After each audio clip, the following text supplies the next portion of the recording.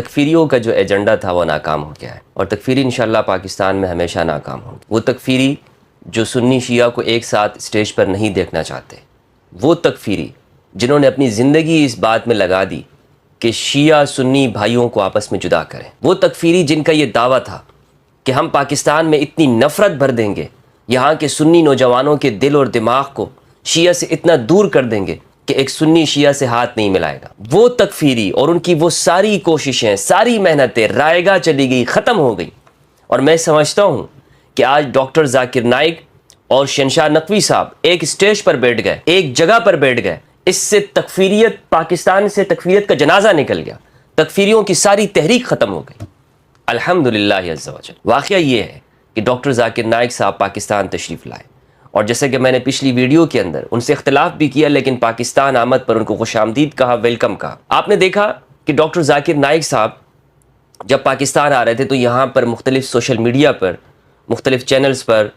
طرح طرح کے پروپیگنڈے کیے گئے، کچھ لوگوں نے ان کی حمایت میں بات کی، کچھ نے مخالفت میں بات کی، لیکن گویا کہ یہ تاثر دیا جا رہا تھا کہ اب پاکستان میں ایک مخصوص فرقہ واریت کو پروموٹ کیا جا رہا ہے، اور اس میں ریاست کی جانب انگلیاں اٹھائی جا رہی تھی، اور یہ تکفیری اس چیز کو پروموٹ کر رہے تھے، اور ان کی ہمیشہ یہی کوشش ہے،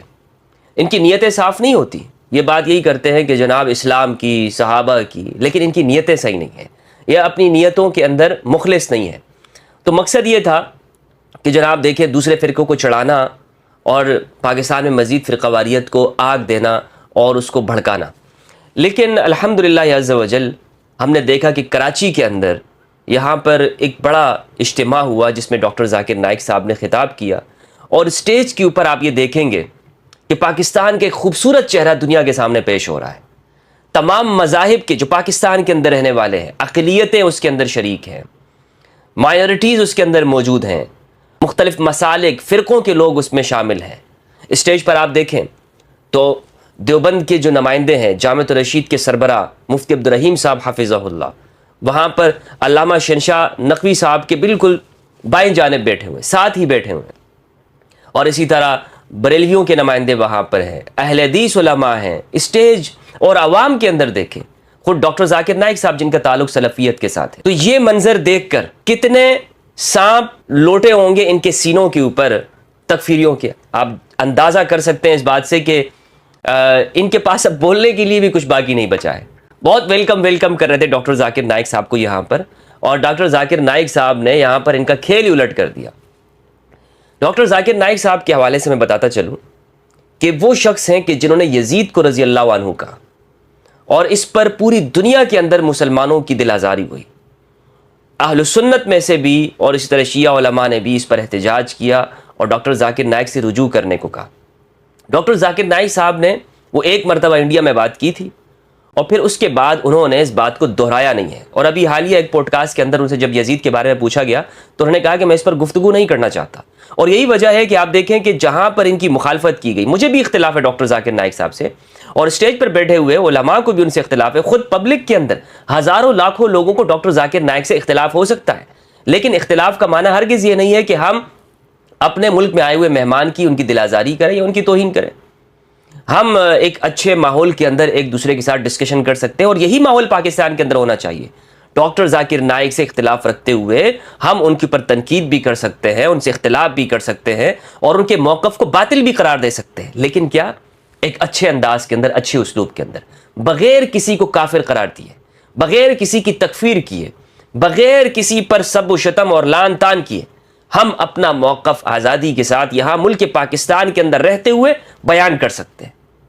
اس کی ہر پاکستانی کو آزادی ہے، اور الحمدللہ عز وجل پاکستان کے اندر ایک ماحول قائم ہوتا ہوا دکھ رہا ہے، نظر آ رہا ہے سب کو۔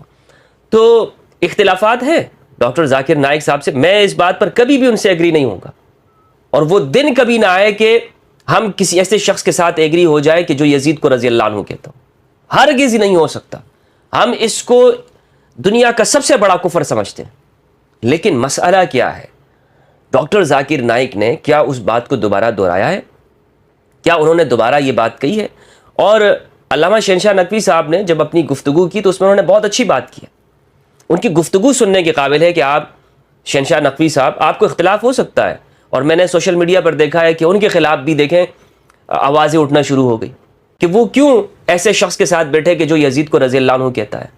ان پر بھی لعنت، خود ان کے حلقے کے اندر سے، یعنی شیعہ لوگوں میں سے بھی ایسے لوگ ہیں کہ جو شہنشاہ نقوی صاحب کے اوپر ان کے خلاف پوسٹیں کر رہے ہیں. لیکن یہ ان کا بہت بڑا انہوں نے اقدام کیا، اور واقعتاً انہوں نے اپنے بڑے ہونے کا ثبوت دیا کہ وہ اس اسٹیج کے اوپر آ گئے، اور کوئی ہمت نہیں کر سکتا تھا یہ پاکستان کے اندر جو شہنشاہ نقوی صاحب نے ہمت کی. میں سلام پیش کرتا ہوں شہنشاہ نقوی صاحب کی جرأت کو کہ انہوں نے اپنے حلقے کے جمود کو توڑا اور وہاں پر اسٹیج پر بیٹھ گئے، اور اس بات کو سائڈ پہ رکھتے ہوئے کہ کیا خطرات ان کو لاحق ہو سکتے ہیں. آپ کو پتہ ہے کہ کتنے خطرات اس بات سے شہنشاہ نقوی صاحب کو بھی لاحق ہو سکتے ہیں. انہوں نے اپنی شہرت کو سائڈ پہ رکھ دیا، انہوں نے اپنے ہر بات کو، مصلحت کو سائڈ پہ رکھتے ہوئے امت مسلمہ اور پاکستان کے اتحاد اور یہاں کے امن اور یہاں کی سکون کو سامنے رکھا، اور اپنی اس ہر بات کی قربانی دی اور اسٹیج پر بیٹھنے کو تیار ہو گئے. لیکن انہوں نے اس بات کی وضاحت دی کہ جناب ڈاکٹر ذاکر نائک صاحب وہ دنیا بھر کے اندر وہ اسلام کا پیغام پہنچاتے ہیں، ان سے اختلاف ہو سکتا ہے، ہر شخص سے اختلاف ہو سکتا ہے، وہ کوئی معصوم نہیں ہے، ان سے غلطیاں ہوئی ہیں. کتنی بڑی بات کی ہے شہنشاہ نقوی صاحب نے. ڈاکٹر ذاکر نائک صاحب سامنے بیٹھے ہوئے اور کہا کہ جناب ان سے غلطیاں ہوئی ہیں، لیکن انہوں نے اپنی اس غلطی کو دوبارہ دہرایا نہیں ہے، اسی لیے ہم یہاں پر بیٹھے ہوئے ہیں اور ہم سب یہاں پر ان کو سننے کے لیے آئے ہیں. اسی طرح مفتی عبدالرحیم صاحب کو دیکھیں آپ، اب تکفیری ان کے لیے کئی طرح سے مشکلات سامنے آ گئی ہیں. وہ مفتی عبدالرحیم صاحب کو کیا جواب دیں گے؟ ان کی تو بڑی کوشش تھی کہ مفتی عبدالرحیم صاحب کو بھی اپنی اس تکفیری سرگرمیوں میں شامل کریں. میں سلوٹ پیش کرتا ہوں جامعۃ الرشید کے سربراہ استاد محترم مفتی عبدالرحیم صاحب حفظہ اللہ کو کہ وہ وہاں پر بیٹھے، اور میں ہمیشہ امید کرتا رہوں گا مفتی عبدالرحیم صاحب سے کہ وہ اس طرح کی نشستوں کو جامعۃ الرشید کے اندر بھی منعقد کرائیں گے. اور پہلے بھی انہوں نے جو ایران سے وفد آیا تھا علماء کا، انہوں نے وہاں پر انوائٹ کیا، اور اس طرح انہوں نے کوششیں کی ہیں. یہ ان کی جانب سے ایک بہت بڑی بہترین کوشش ہے کہ وہاں پر یہ بیٹھے ہیں. اب تکفیری دیکھیں، وہ اپنے دیوبندی علماء کے ان کو بھی جواب دینے کے قابل نہیں رہے. مفتی عبدالرحیم صاحب شیعہ علماء کے ساتھ بیٹھ گئے، اسی طرح ڈاکٹر ذاکر نائک صاحب شیعہ علماء ہاتھ میں ہاتھ دیے وہاں پر ایک اسٹیج کے اوپر موجود ہے، اور دنیا کو یہ بتا رہے ہیں کہ اسلام کا مقدمہ جب ہوگا تو ہم سب ایک ہوں گے انشاءاللہ عز و جل. ہم میں کوئی فرق نہیں ہے، ہم میں اختلافات ہیں، ہم ایک دوسرے کے ساتھ نظریاتی اختلاف رکھتے ہیں، عقائد کے ہیں، اصولی اختلافات ہیں، اور جہاں پر ہمارے نظریات کی بات ہوگی وہاں پر ہم ہمیشہ اہل البیت کے ساتھ کھڑے ہوں گے. اور اس بات پر میں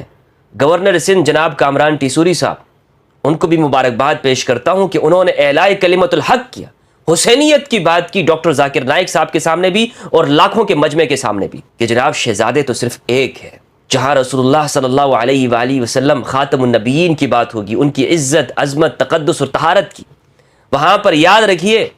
کہ جب کربلا کی بات آئے گی تو ہر مسلمان، ہر پاکستانی انشاءاللہ عز و جل وہ یہی کہتا ہوا آپ کو نظر آئے گا کہ کاش کربلا کے اندر ہماری جانیں ہوتی، کاش وہ تیر جو امام کی جانب آئے وہ ہمارے اوپر آتے، جو بچوں کی جانب آئے وہ ہمارے بچوں کو لگ جاتے. بہت ایمان افروز جملہ جناب کامران ٹیسوری صاحب نے وہاں پر کہا ہے. میں ان کی کوششوں کو سراہتا ہوں کہ پاکستان کے اندر خاص طور پر سندھ میں جو یہ کوششیں کر رہے ہیں، الحمدللہ اس طرح کے لوگوں کی پاکستان کو ضرورت ہے. کامران ٹیسوری صاحب ویل ڈن، جو کام آپ نے کیا اس اسٹیج کے اوپر، سنی، شیعہ، دیوبندی، بریلوی اور اہل حدیث سلفیوں کو ایک ساتھ بٹھایا آپ نے، اور ڈاکٹر ذاکر نائک صاحب کا وہاں پر آپ نے خطاب کروایا. سلام کے قابل ہے آپ. پروردگار آپ کی عمر میں برکت عطا فرمائے، اور پاکستان کو اسی طرح کے حکمران پروردگار پاکستان کو نصیب فرمائے کہ جو سب کو ساتھ لے کر چلنے والے ہوں، تمام مذاہب کو ساتھ لے کر چلنے والے ہوں. کاش یہ کام ہمارے ہاں پہلے سے شروع ہو جاتا، لیکن اگر آپ نے اس کا بیڑا اٹھایا ہے تو مجھے امید ہے انشاءاللہ یہ کامیابی کا سفر جاری رہے گا. تو تکفیریت اپنی موت مرنے جا رہی ہے، لہٰذا یہ سوشل میڈیا پر یہ کافر کافر شیعہ کافر کے نعرے لگانے والے ہو، تم اپنے خواہ کی اپنے محنتیں برباد کر رہے ہو، اپنا وقت برباد کر رہے ہو. اس سے تمہیں کچھ حاصل نہیں ہوگا، کیونکہ اب پاکستان کا نوجوان جاگ گیا ہے، اب دنیا بھر کا مسلم جاگ اٹھا ہے. وہ کہہ رہا ہے کہ تم ہاتھ باندھنے کے اوپر لڑ رہے ہو، ہاتھ چھوڑنے اور ہاتھ باندھنے کے اوپر لڑ رہے ہو، اور دنیا تمہارے ہاتھوں کو کاٹ رہی ہے، تمہاری طاقت کو ختم کر رہی ہے. ایک ہو جاؤ مسلمانوں، سب ایک ہو جاؤ. یہ تفرقہ اور فرقہ واریت، تفرقہ بازی، یہ جو اس وطن کے اندر اور دنیا بھر میں ہم نے سنی شیعہ کے نام سے بنا کر رکھی، اس میں ہماری جوانیاں ضائع ہو گئی، ہماری نسلیں اس کے اندر ختم ہو گئی، اور لوگ ایک دوسرے کے ساتھ کٹ مرے، ان سب کا وقت ختم ہو گیا ہے۔ لیکن یہ بڑی قربانی کا کام ہے، اس میں ہر فرقے کے لوگوں کی قربانی دینی ہے، لوگ اس میں اعتراضات ہوں گے۔ میں نے آپ کو بتایا کہ یہ کوئی آسان کام نہیں ہے۔ یہاں پر انٹرفیتھ ہارمنی یہ جو شعبہ ہے، اس پر جو کام کیا جا رہا ہے، یہ پاکستان کے اندر جتنی اس کی ضرورت ہے اتنا ہی یہ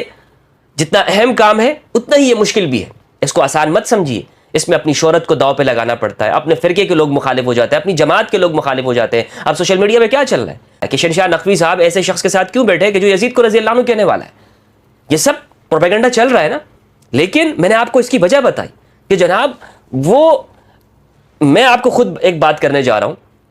کہ میں طارق مسعود صاحب کے ساتھ بیٹھنے کے لیے تیار ہوں، میں ہر شخص کے ساتھ بیٹھنے کے لیے تیار ہوں کہ جو اس وطن کے امن کے لیے بات کرتا ہوں، اپنے اختلافات کو ایک وقت کے لیے میں سائڈ پہ رکھنے کے لیے تیار ہوں۔ میں کیا، ہر پاکستانی جو اس وطن کے لیے محبت رکھتا ہے، جو سب سے پہلے پاکستان کے بارے میں سوچتا ہے، سب سے پہلے پاکستان، اس کے بعد سارے ہماری باتیں اور رشتے آتی ہیں، تو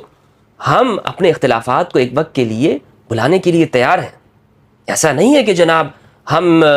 ہمیشہ یہ چاہتے ہیں کہ یہاں پر اختلافی موضوعات کے اوپر گفتگو ہو، نہیں، حق سچ بھی بتانا چاہیے۔ میں اس کے بھی خلاف ہوں کہ آپ اتحاد امت اور اتحاد ملت کے نام پر حق سچ نہ بتائیں اور سنسرشپ کریں، نہیں،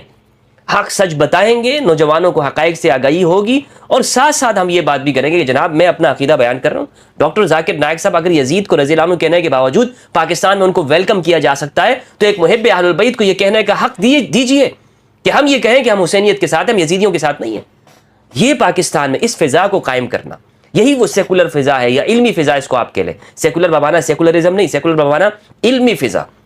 کہ جس کے اندر ہم بیٹھ کر بات چیت کر سکے، ڈائلاگ کر سکے، گفتگو کر سکے، اور اسی طرح ایک اسٹیج پر ہم اپنے وطن کے بارے میں یہ پیغام دے سکیں کہ اس وطن کے اندر جہاں اختلافات ہیں وہاں مائنورٹیز بھی محفوظ ہیں، وہاں اقلیتیں بھی محفوظ ہیں، اور مجھے بہت خوشی ہوئی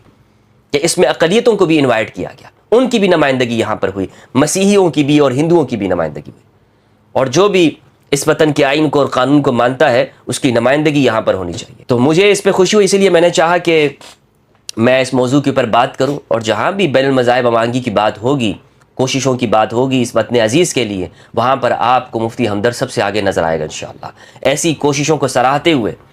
میں اگین یہ بات کہہ رہا ہوں کہ جہاں میں ان مسائل کے اوپر گفتگو کرتا ہوں، ان موضوعات کے اوپر جو تاریخ سے ریلیٹڈ ہے، اور شہنشاہ نقوی صاحب نے جن کی جانب اشارہ کیا،